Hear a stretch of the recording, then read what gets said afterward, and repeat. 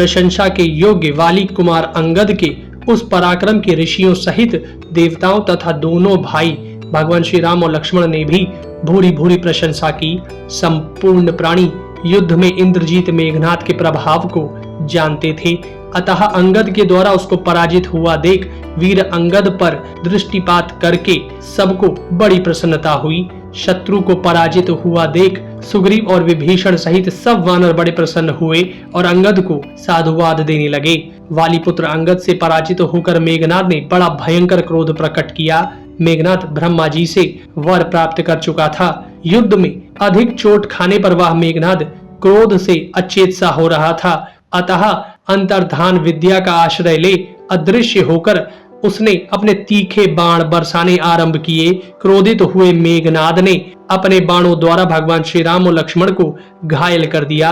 वे दोनों रघुवंशी बंधु अपने सभी अंगों में चोट खाकर शत विशत हो रहे थे। माया से आवृत हो अदृश्य होकर युद्ध करने वाले मेघनाद ने युद्ध स्थल में भगवान श्री राम और लक्ष्मण को मोह में डालते हुए उन्हें सर्पाकार बाणों के बंधन नागपाश में बांध लिया। तदनंतर भगवान श्री राम ने मेघनाद का पता लगाने के लिए 10 वानर यूथपतियों को आज्ञा दी। उनमें 2 तो सुषेण के पुत्र थे और शेष 8 वानर राजनील, अंगद, शरभ, द्विद, हनुमान, सानुप्रस्थ, ऋषभ तथा ऋषभ स्कंद थे। तब वे सभी वानर भयंकर वृक्ष उठाकर 10 दिशाओं में खोजते हुए बड़े हर्ष के साथ आकाश मार्ग से चले, किंतु अस्त्रों के ज्ञाता मेघनाद ने अत्यंत वेगशाली बाणों की वर्षा करके उन वानरों के वेग को रोक दिया। बाणों से शत विशत हो जाने पर भी वे वानर मेघनाद को ना देख सके। तत्पश्चात मेघनाद फिर भगवान श्री राम और लक्ष्मण पर ही बाणों की वर्षा करने लगा। मेघनाद ने उन दोनों वीरों श्री राम और लक्ष्मण को बाणों से इस तरह बींधा कि उनके शरीर में थोड़ा सा भी ऐसा स्थान नहीं रह गया जहां बाण न लगे हों। दोस्तों, भगवान श्री राम और लक्ष्मण के अंगों में जो घाव थे उनके मार्ग से बहुत रक्त बहने लगा। तब मेघनाद अंतर्धान अवस्था में उन दोनों भाइयों से इस प्रकार बोला, युद्ध के समय अलक्ष्य हो जाने पर तो मुझे देवराज इंद्र भी नहीं देख सकता, फिर तुम दोनों की क्या बिसात है। मैंने तुम दोनों भाइयों को कंक पत्र युक्त बाण के जाल में फंसा लिया है। अब रोष से भरकर मैं अभी तुम दोनों को यमलोक भेज देता हूँ। ऐसा कहकर मेघनाद उन दोनों भाइयों को अपने पैने बाणों से बींधने लगा और हर्ष का अनुभव करते हुए जोर जोर से गर्जना करने लगा। बाण के बंधन से बंधे हुए भगवान श्री राम और लक्ष्मण पलक मारते मारते ऐसी दशा को पहुंच गए कि उनमें आंख उठाकर देखने की भी शक्ति नहीं रह गई। भगवान श्री राम और लक्ष्मण तो काल के भी काल हैं, उन्हें इस प्रकार कौन बांध सकता है। वास्तव में उनकी यह स्थिति उनकी मनुष्यता का नाट्य करने वाली लीला मात्र थी। वे महान धनुर्धर श्री राम और लक्ष्मण मर्म स्थल के भेदन से विचलित होकर पृथ्वी पर गिर पड़े। उनके सारे अंगों में बाण रूपधारी नाग लिपटे हुए थे तथा वे अत्यंत पीड़ित एवं व्यथित हो रहे थे। जिसने पूर्व काल में इंद्र को परास्त किया था, उस मेघनाद ने भगवान श्री राम और लक्ष्मण को नाराज, अर्धनाराज, भल्ल, अंजलिक, वत्सदंत, सिंहदृष्ट और शुर जाति के बाणों द्वारा घायल कर दिया था। इंद्रजीत ने उन्हें सोने के पंख, स्वच्छ अग्रभाग और धूल के समान गति वाले अर्थात धूल की भांति छिद्र रहित स्थानों में भी प्रवेश करने वाले 7 शीघ्रगामी बाणों द्वारा घायल कर दिया। इन बाणों की बनावट और क्षमता सामान्य बाणों से काफी अलग थी। दोस्तों, उन 7 बाणों के नाम थे नाराज, अर्धनाराज, भल्ल, अंजलिक, वत्सदंत, सिंहदंष्ट्र और शुर। जिसका अग्रभाग सीधा और गोल हो उस बाण को नाराज कहते हैं। अर्धभाग में नाराज की समानता रखने वाले बाण अर्धनाराज कहलाते हैं। जिनका अग्रभाग फरसे के समान हो उस बाण की भल्ल संज्ञा दी गई है। आधुनिक भाले को भी भल्ल कहते हैं। जिसका मुख भाग दोनों हाथों की अंजलि के समान हो वह बाण अंजलिक कहा गया है। जिसका अग्रभाग बछड़े के दांतों के समान दिखाई देता हो उस बाण की वत्स दंत संज्ञा होती है। सिंह के दाढ़ के समान अग्रभाग वाला बाण सिंह दंष्ट्र कहलाता है। जिसका अग्रभाग सुरे के धार के समान हो उस बाण को शूर कहते हैं। तो यह 7 उत्तम बाण मारकर इंद्रजीत ने भगवान श्री राम को धराशाही किया था। नागपाश में बंधकर वीर सैया पर सोए हुए उन दोनों भाइयों को चारों ओर से घेरकर सब वानर खड़े हो गए। वहां आए हुए हनुमान आदि मुख्य वानर व्यथित हो बड़े विषाद में पड़ गए। जब मेघनाद अपना काम करके बाण वर्षा से विरत हो गया, तब सुग्रीव सहित विभीषण भी उस स्थान पर आए जिस मेघनाद को समस्त वानर रणभूमि में नहीं देख पाते थे। उस मेघनाद को तब विभीषण ने अपनी माया से ही देखना आरंभ किया। उस समय विभीषण ने माया से ही छिपे हुए अपने भतीजे मेघनाद को देखा।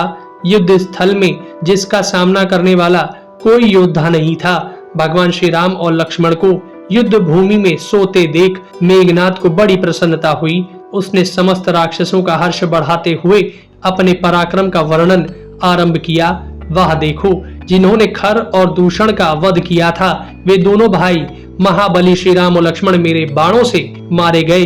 यदि सारे मुनि समूहों सहित समस्त देवता और असुर भी आ जाएं, तो वे इस बाण बंधन से इन दोनों को छुटकारा नहीं दिला सकते, जिसके कारण चिंता और शोक से पीड़ित हुए मेरे पिता को सारी रात शैया का स्पर्श किए बिना ही बितानी पड़ती थी, तथा जिसके कारण यह सारी लंका व्याकुल रहा करती थी। उस अनर्थ को आज मैंने शांत कर दिया। सभी राक्षस से ऐसा कहकर मेघनाद ने वानरों के युद्धपतियों को भी मारना आरंभ किया। मेघनाद ने वानर नील को 9 बाणों से घायल करके वानर मैद और द्विध को 3-3 उत्तम सहायकों द्वारा मारकर संतप्त कर दिया। मेघनाद ने जांबवान की छाती में एक बाण से गहरी चोट पहुंचाकर हनुमान जी को भी 10 बाण मारे। लंगूरों के राजा गवाक्ष और वानर शरभ को भी बाण मारकर घायल कर दिया। मेघनाद ने बहुसंख्यक बाणों द्वारा वाली पुत्र अंगद को भी गहरी चोट पहुंचाई। इस प्रकार मुख्य वानरों को घायल करके रावण कुमार वहां जोर से गर्जना करने लगा। मेघनाद ने जब देखा कि श्री राम और लक्ष्मण दोनों भाई पृथ्वी पर निश्चेष्ट पड़े हैं तथा उनका श्वास भी नहीं चल रहा है, तब उन दोनों को मरा हुआ ही समझा। इससे युद्ध विजयी मेघनाद को बड़ा हर्ष हुआ तथा वह समस्त राक्षसों का हर्ष बढ़ाता हुआ लंकापुरी में चला गया। भगवान श्री राम और लक्ष्मण के शरीरों को बाणों से व्याप्त देख सुग्रीव के मन में भय समा गया। उनके मुख पर दीनता छा गई, आंसुओं की धारा बह चली और नेत्र शोक से व्याकुल हो उठे। उस समय अत्यंत भयभीत हुए वानर राज से विभीषण ने कहा, सुग्रीव डरो मत, डरने से कोई लाभ नहीं, आंसुओं का यह वेग रोको। वीर, सभी युद्धों की प्राय ऐसी ही स्थिति होती है, उनमें विजय निश्चित नहीं हुआ करती। यदि हम लोगों का भाग्य शेष होगा तो ये दोनों महाबली महात्मा अवश्य मूर्छा त्याग देंगे। वानरराज, तुम अपने को और मुझ अनाथ को भी संभालो। जो लोग सत्य धर्म में अनुराग रखते हैं उन्हें मृत्यु का भय नहीं होता। ऐसा कहकर विभीषण ने जल से भीगे हुए हाथ से सुग्रीव के दोनों नेत्र पोंछ दिए। वानर सम्राट, जब तक श्री रामचंद्र जी को चेत ना हो तब तक हमें इनकी रक्षा करनी चाहिए। होश में आ जाने पर ये दोनों रघुवंशी वीर हमारा सारा भय दूर कर देंगे। भगवान श्री राम के लिए यह संकट कुछ भी नहीं है, ये मर नहीं सकते हैं। अतः तुम अपने आप को संभालो और अपनी सेना को आश्वासन दो। तब तक मैं इस घबराई हुई सेना को फिर से धैर्य बंधाकर सुस्थिर करता हूँ। कपिश्रेष्ठ, देखो, इन वानरों के मन में भय समा गया है, इसलिए ये आंखें फाड़ फाड़ कर देखते हैं और आपस में कानाफूसी करते हैं। अतः मैं इन्हें आश्वासन देने जाता हूँ। किस प्रकार सुग्रीव को आश्वासन दे विभीषण ने भयभीत हुई वानर सेना को सांत्वना दी। दोस्तों, इधर महामायावी मेघनाद सारी सेना के साथ लंकापुरी में लौटा और अपने पिता के पास आया। रावण के पास पहुंचकर उसने हाथ जोड़कर प्रणाम किया और श्री राम और लक्ष्मण के मारे जाने का प्रिय संवाद सुनाया। राक्षसों के बीच में अपने दोनों शत्रुओं के मारे जाने का समाचार सुनकर रावण हर्ष से उछल पड़ा और अपने पुत्र को हृदय से लगा लिया। फिर उसका मस्तक सूंघकर उसने प्रसन्न चित्त होकर उस घटना का पूरा विवरण पूछा। पूछने पर मेघनाद ने पिता रावण को सारा वृत्तांत ज्यों का त्यों निवेदन किया और यह बताया कि किस प्रकार बाणों के बंधन में बांधकर श्री राम और लक्ष्मण को निश्चेष्ट एवं निस्तेज किया गया है। महारथी मेघनाद की उस बात को सुनकर रावण की अंतरात्मा हर्ष से खिल उठी। भगवान श्री राम की ओर से जो उसे भय और चिंता प्राप्त हुई थी, उसे उसने त्याग दिया और प्रसन्नता पूर्ण वचनों द्वारा अपने पुत्र का अभिनंदन किया।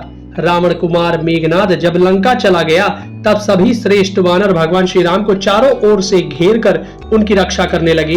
हनुमान, अंगद, नील, सुषेण, कुमुद, नल, गज, गवाक्ष, गवय, शरभ, गंधमादन, जांबवान, ऋषभ, स्कंद, रंभ, शतबली और पृथु, ये सब सावधान हो अपनी सेना की व्यूह रचना करके हाथों में वृक्ष लिए सब ओर पहरा देने लगे। वे सब वानर संपूर्ण दिशाओं में ऊपर नीचे और अगल बगल में भी देखते रहते थे तथा तिनकों के भी हिल जाने पर यही समझते थे कि राक्षस आ गए। उधर हर्ष से भरे हुए रावण ने भी अपने पुत्र मेघनाद को विदा करके उस समय देवी सीता की रक्षा करने वाली राक्षसियों को बुलवाया। आज्ञा पाते ही त्रिजटा तथा अन्य राक्षसियां उसके पास आईं। तब हर्ष से भरे हुए रावण ने उन राक्षसियों से कहा, तुम लोग विदेह कुमारी सीता से जाकर कहो कि मेघनाद ने राम और लक्ष्मण को मार डाला। फिर पुष्पक विमान पर सीता को चढ़ाकर रणभूमि में ले जाओ और उन मारे गए दोनों बंधुओं को उसे दिखा दो, जिसके आश्रय से गर्भ में भरकर यह मेरे पास नहीं आती थी। वह इसका पति अपने भाई के साथ युद्ध के मुहाने पर मारा गया। यह देखकर वह उनकी ओर से अपना मन हटा लेगी तथा अपने लिए दूसरा आश्रय ना देखकर उधर से निराश हो सीता स्वयं ही मेरे पास चली आएगी। रावण की यह बात सुनकर वे सब राक्षसियां बहुत अच्छा कहे उस स्थान पर गईं जहां पुष्पक विमान था। रावण की आज्ञा से उस पुष्पक विमान को वे राक्षसियां अशोक वाटिका में बैठी हुई देवी सीता के पास ले आईं। उन राक्षसियों ने देवी सीता को पुष्पक विमान पर चढ़ाया। देवी सीता को पुष्पक विमान पर बिठाकर त्रिजटा सहित वे राक्षसियां उन्हें भगवान श्री राम लक्ष्मण का दर्शन कराने के लिए चलीं। इधर हर्ष से भरे हुए रावण ने लंका में सर्वत्र यह घोषणा कर दी कि राम और लक्ष्मण रणभूमि में मेघनाद के हाथ से मारे गए। त्रिजटा के साथ उस विमान द्वारा वहां जाकर देवी सीता ने रणभूमि में जो वानरों की सेनाएं मारी गई थी उन सब को देखा। तदनंतर देवी सीता ने बाण शैया पर सोए हुए दोनों भाई श्री राम और लक्ष्मण को भी देखा, जो बाणों से पीड़ित हो संज्ञा शून्य होकर पड़े थे। उन दोनों वीरों के कवच टूट गए थे, धनुष बाण अलग पड़े थे, सायकों से सारे अंग छिद गए थे और वे बाण समूहों के बने हुए पुतलों की भांति पृथ्वी पर पड़े थे। उन दोनों को उस अवस्था में देख दुख से पीड़ित हुई देवी सीता करुणाजनक स्वर में जोर जोर से विलाप करने लगी। देवी सीता को विलाप करता हुआ देख राक्षसी त्रिजटा ने कहा, देवी विषाद ना करो, तुम्हारे ये पतिदेव जीवित हैं। देवी, मैं तुम्हें कई ऐसे उचित कारण बताऊंगी जिससे यह सूचित होता है कि ये दोनों भाई श्री राम और लक्ष्मण जीवित हैं। युद्ध में स्वामी के मारे जाने पर योद्धाओं के मुंह क्रोध और हर्ष की उत्सुकता से युक्त नहीं रहते, किंतु यहाँ दोनों बातें पाई जाती हैं, इसलिए ये दोनों जीवित हैं। विदेह नंदिनी या पुष्पक विमान दिव्य है। यदि इन दोनों के प्राण चले गए होते तो वैधव्य अवस्था में यह तुम्हें धारण न करता। इसके सिवा जब प्रधान वीर मारा जाता है तब उसकी सेना उत्साह और उद्योग से हीन हो युद्ध स्थल में मारी मारी फिरती है, परंतु इस सेना में किसी प्रकार की घबराहट या उद्वेग नहीं है। सेना इन दोनों राजकुमारों की रक्षा कर रही है। मिथिलेश कुमारी, मैंने तुमसे ना तो पहले कभी झूठ कहा है और ना आगे ही कहूंगी, इसलिए अब तुम निश्चिंत हो जाओ। विश्वास करो कि ये दोनों भाई जीवित हैं। इन दोनों वीरों को रणभूमि में इंद्र सहित संपूर्ण देवता और असुर भी नहीं जीत सकते। वैसा लक्षण देख कर ही मैंने तुमसे ये बातें कही हैं। जिनके प्राण निकल जाते हैं उनके मुखों पर यदि दृष्टिपात किया जाए तो प्रायः वहां बड़ी विकृति दिखाई देती है, जबकि इन दोनों के मुखों की शोभा ज्यों की त्यों बनी हुई है, इसलिए ये जीवित हैं। जनक किशोरी, तुम भगवान श्री राम और लक्ष्मण के लिए शोक, दुख और मोह त्याग दो, ये अब मर नहीं सकते। त्रिजटा की बात सुनकर देवी सीता ने हाथ जोड़कर उससे कहा, बहिन ऐसा ही हो। फिर मन के समान वेग वाले पुष्पक विमान को लौटाकर त्रिजटा देवी सीता को लंकापुरी में ही ले आई। तत्पश्चात त्रिजटा के साथ विमान से उतरने पर राक्षसियों ने उन्हें पुनः अशोक वाटिका में ही पहुंचा दिया। दोस्तों, भगवान श्री राम और लक्ष्मण सर्पाकार बाण के बंधन में बंधे हुए से पड़े थे। वे लहूलुहान हो रहे थे और फुफकारते हुए सर्पों के समान सांस ले रहे थे। उन दोनों को चारों ओर से घेरकर सुग्रीव आदि सभी वानर शोक में डूबे खड़े थे। इसी बीच पराक्रमी भगवान श्री राम नागपाश से बंधे होने पर भी अपने शरीर की दृढ़ता और शक्तिमत्ता के कारण मूर्छा से जाग उठे। भगवान श्री राम ने देखा कि भाई लक्ष्मण बाणों से अत्यंत घायल होकर खून से लथपथ पड़े हैं और उनका चेहरा बहुत उतर गया है। अतः वे आतुर होकर विलाप करने लगे। लक्ष्मण, जब मैं अत्यंत विषाद में डूब जाता था उस समय तुम ही सदा मुझे आश्वासन देते थे, परंतु आज तुम मुझ दुखिया से बात करने में भी असमर्थ हो। भैया, इस बाण शैया पर तुम खून से लथपथ पड़े हो। बाणों से तुम्हारा मर्म स्थल विदीर्ण हो गया, इसलिए तुम बात भी नहीं कर सकते। यद्यपि तुम बोल नहीं रहे हो, तथापि तुम्हारे नेत्रों की लाली से तुम्हारी मानविक पीड़ा सूचित हो रही है। लक्ष्मण, जिस रणभूमि में आज तुमने बहुत से राक्षसों को मार गिराया था, उसी में शूरवीर होकर भी तुम बाणों द्वारा मारे जाकर सो रहे हो। इस लोक में ढूंढने पर भी लक्ष्मण के समान सहायक और युद्ध कुशल भाई नहीं मिल सकता। लक्ष्मण, तुम्हारे बिना यदि मैं अयोध्या को लौटूं तो माता कौशल्या और कैकेयी को क्या जवाब दूंगा? रोती बिलखती माता सुमित्रा से क्या कहूंगा? उन्हें किस तरह धैर्य बंधाऊंगा? भरत और शत्रुघ्न से किस तरह यह कह सकूंगा कि लक्ष्मण को खोकर उसके बिना ही लौट आया हूं? दोनों माताओं सहित सुमित्रा का उपालंब मैं नहीं सह सकूंगा। अतः जिस तरह वन की यात्रा करते समय लक्ष्मण मेरे पीछे पीछे चले आए थे, उसी प्रकार मैं भी यमलोक में इनका अनुसरण करूंगा। मैं विभीषण को राजा ना बना सका, अतः मेरा वह झूठा प्रलाप मुझे सदा जलाता रहेगा, इसमें संशय नहीं है। वानरराज सुग्रीव, तुम इसी मुहूर्त में यहाँ से लौट जाओ, क्योंकि मेरे बिना तुम्हें असहाय समझकर रावण तुम्हारा तिरस्कार करेगा। मित्र सुग्रीव, सेना और सामग्रियों सहित अंगद को आगे करके नल और नील के साथ तुम समुद्र के पार चले जाओ। मैं लंगूरों के स्वामी गवाक्ष और ऋक्षराज जामवान से भी बहुत संतुष्ट हूँ। तुम सब लोगों ने युद्ध में वह महान पुरुषार्थ कर दिखाया है जो दूसरों के लिए अत्यंत दुष्कर था। वानर शिरोमणियों, तुम सबने मिलकर मित्र के इस कार्य को संपन्न किया है। अब मैं आज्ञा देता हूँ, तुम सब जहाँ इच्छा हो वहाँ चले जाओ। भगवान श्री राम का यह विलाप जिन जिन वानरों ने सुना, वे सब अपने नेत्रों से आंसू बहाने लगे। तदनंतर समस्त सेनाओं को स्थिरता पूर्वक स्थापित करके विभीषण हाथ में गदा लिए तुरंत उस स्थान पर लौट आए जहां भगवान श्री राम विद्यमान थे। कृष्ण कांति वाले विभीषण को शीघ्रता पूर्वक आते देख सब वानर उन्हें मेघनाद समझकर इधर उधर भागने लगे। उस समय सुग्रीव ने पूछा, वानरों, यह हमारी सेना सहसा व्यथित हो उठी है, इसका क्या कारण है? सुग्रीव की यह बात सुनकर वाली पुत्र अंगद ने कहा, क्या आप श्री राम और लक्ष्मण की दशा नहीं देख रहे हैं? तब सुग्रीव ने अंगद से कहा, बेटा, मैं ऐसा नहीं मानता कि सेना में अकारण ही भगदड़ मच गई है। किसी न किसी भय के कारण ही ऐसा हुआ है। ये वानर अपने अपने हथियार फेंक कर संपूर्ण दिशाओं में भाग रहे हैं और भय के कारण आंखें फाड़ फाड़ कर देख रहे हैं। इसी बीच में विभीषण वहां आ पहुंचे तो उन्हें देख सुग्रीव ने अपने पास खड़े जामवान से कहा, ये विभीषण आए हैं, जिन्हें देखकर वानरों को यह संदेह हुआ है कि मेघनाद आ गया, इसीलिए वह भय से भागे जा रहे हैं। तुम शीघ्र जाकर यह बताओ कि मेघनाद नहीं, विभीषण आए हैं। ऐसा कहकर भयभीत वानरों को भागने से रोको। सुग्रीव के ऐसा कहने पर जामवान ने भागते हुए वानरों को लौटाकर उन्हें सांत्वना दी। जामवान की बात सुनकर और विभीषण को अपनी आंखों से देखकर वानरों ने भय को त्याग दिया तथा वे सब के सब फिर लौट आए। भगवान श्री राम और लक्ष्मण की उस अवस्था को देखकर विभीषण को बड़ी व्यथा हुई। मन ही मन शोक से पीड़ित हो विभीषण रोने और विलाप करने लगे। हाय, माया से युद्ध करने वाले उस राक्षस ने भगवान श्री राम और लक्ष्मण को किस अवस्था में पहुंचा दिया। ये दोनों वीर सरलता पूर्वक पराक्रम प्रकट कर रहे थे, परंतु रावण के उस कुपुत्र ने अपनी कुटिल राक्षसी बुद्धि के द्वारा इन दोनों के साथ छल किया। जिनके बल पराक्रम का आश्रय लेकर मैंने लंका के राज्य पर प्रतिष्ठित होने की अभिलाषा की थी, वे ही दोनों भाई श्री राम और लक्ष्मण देह त्याग के लिए सोए हुए हैं। आज मैं जीते जी मर गया, मेरा राज्य विषयक मनोरथ नष्ट हो गया।